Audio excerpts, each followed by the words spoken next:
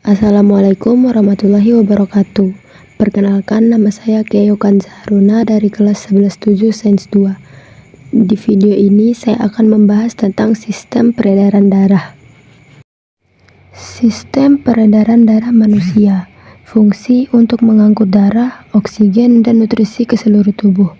Bagian utama memiliki 3 bagian utama: jantung, pembuluh darah, dan darah. Jantung berfungsi sebagai pompa untuk mengalirkan darah ke seluruh tubuh. Jantung memiliki 4 ruang, 2 serambi, ruang atas, dan 2 bilik, ruang bawah.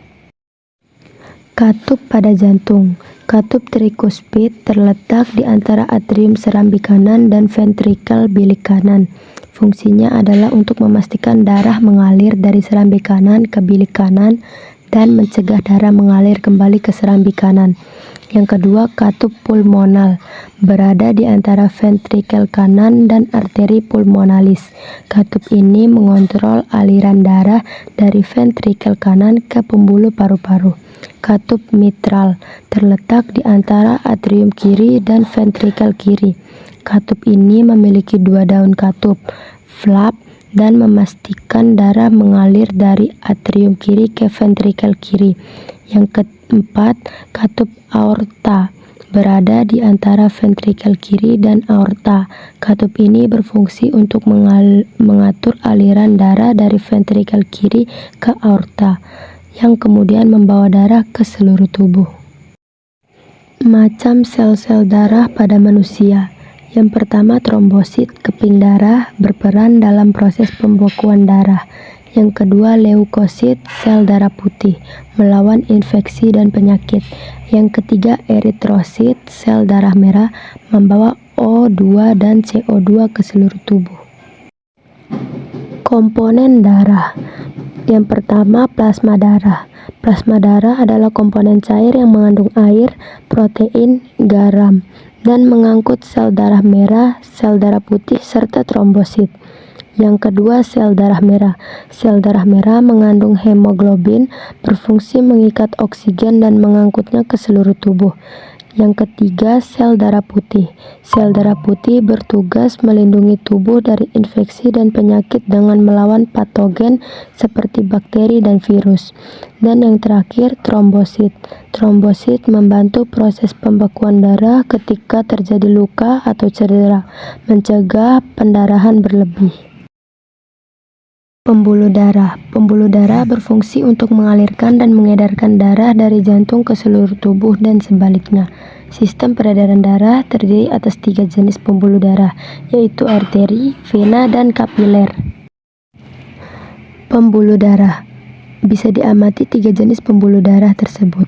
Yang pertama, ada arteri, memiliki dinding paling tebal di antara ketiganya, memungkinkannya menahan tekanan tinggi yang dihasilkan oleh jantung.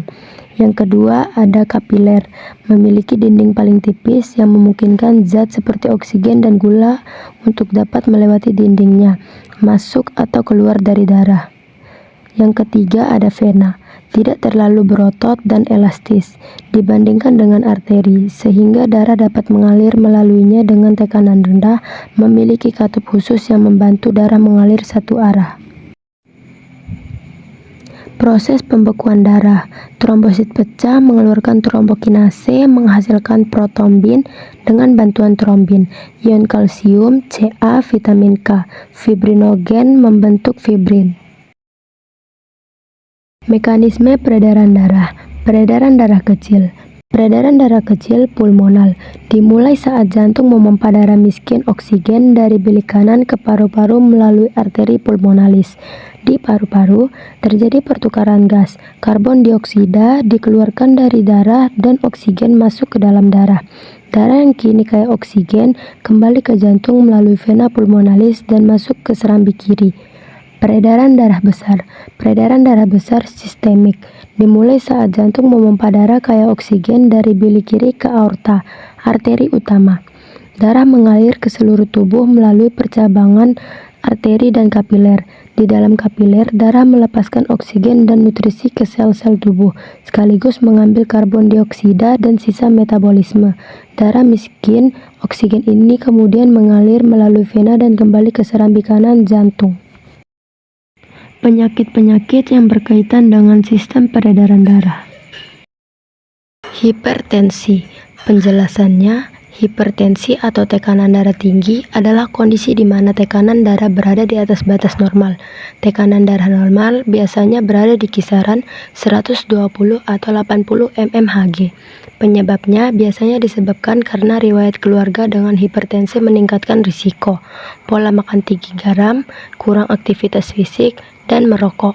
Risikonya, hipertensi berisiko seperti kematian mendadak, kerusakan mata, dan kerusakan pembuluh darah. Gangguan sistem peredaran darah. Yang pertama, tekanan darah tinggi atau hipertensi. Yang kedua, aterosklerosis atau penyempitan pembuluh darah. Yang ketiga, serangan jantung. Yang keempat, iskemia. Dan yang terakhir, stroke. Terima kasih telah menonton video ini. Wassalamualaikum warahmatullahi wabarakatuh.